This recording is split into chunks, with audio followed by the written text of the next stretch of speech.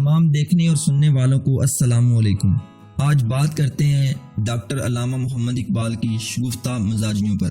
علامہ اقبال کے ایک دوست فقیر سید وحید الدین کے ایک عزیز کو کتے پالنے کا بہت شوق تھا۔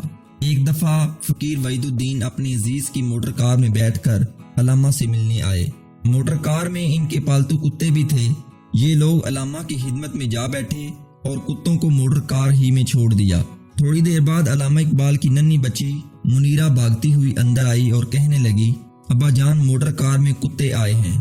علامہ اقبال نے ان حضرات کی طرف اشارہ کرتے ہوئے کہا، نہیں بیٹا یہ تو آدمی ہیں۔ یہ سنتے ہی سب کھلکھلا اٹھے۔ علامہ اقبال کی رہائشگاہ کے باہر رات گئے کسی نے دستک دی۔ علامہ اقبال باہر آئے تو ایک اجنبی کھڑا درد سے بلبلا رہا تھا۔ علامہ کو دیکھتے ہی کہنے لگا، ڈاکٹر صاحب داڑھ میں سخت درد ہے، خدا کے لیے اس سے نجات دلائیے۔ علامہ نے اجنبی کو بتایا، میں ڈاکٹر نہیں ہوں۔ درد سے کراہتے ہوئے اجنبی نے کہا، آپ مذاق کر رہے ہیں، گیٹ کے بورڈ پر آپ کا نام ڈاکٹر محمد اقبال لکھا ہوا ہے۔ علامہ اقبال نے جواب دیا، جی ہاں، لیکن میں داڑھ کے درد کا علاج نہیں جانتا، عقل داڑھ کی ضرورت ہو تو حاضر ہوں۔ زمانہ طالب علمی میں علامہ اقبال کے ایک ہم جماعت نے دوستانہ بے تکلفی سے پوچھا، اقبال کیا وجہ ہے کہ دنیا میں جتنے پیغمبر بھی آئے وہ سب کے سب ایشیا میں اترے، کوئی ایک بھی یورپ میں پیدا نہیں ہوا؟ بات یہ ہے کہ اللہ تعالیٰ اور شیطان نے ابتدا ہی سے اپنے اپنے علاقے تقسیم کر لیے تھے۔ اللہ تعالیٰ نے ایشیا کو پسند کیا اور یورپ شیطان کو پسند آ گیا۔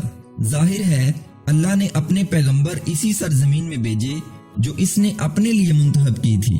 یہ سن کر پوچھنے والے نے پھر پوچھا، شیطان نے بھی تو دنیا میں اپنے نمائندے یا سفیر بھیجے ہوں گے، وہ کہاں گئے؟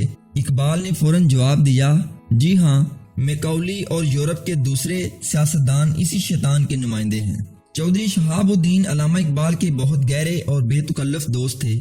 ان کا رنگ کالا تھا جبکہ موٹے اور لمبے بھی تھے۔ چنانچہ ایک بار سخت گرمی کے موسم میں چودھری شہاب الدین کی پیشانی پر پسینے کے قطرے نمایاں تھے۔ کسی نے کہا، چودھری صاحب کے ماتھے پر پسینہ چمک رہا ہے۔ علامہ اقبال نے مذاق سے کہا، پسینہ نہیں، سڑکوں پر بچھانے والی تارکل چمک رہی ہے۔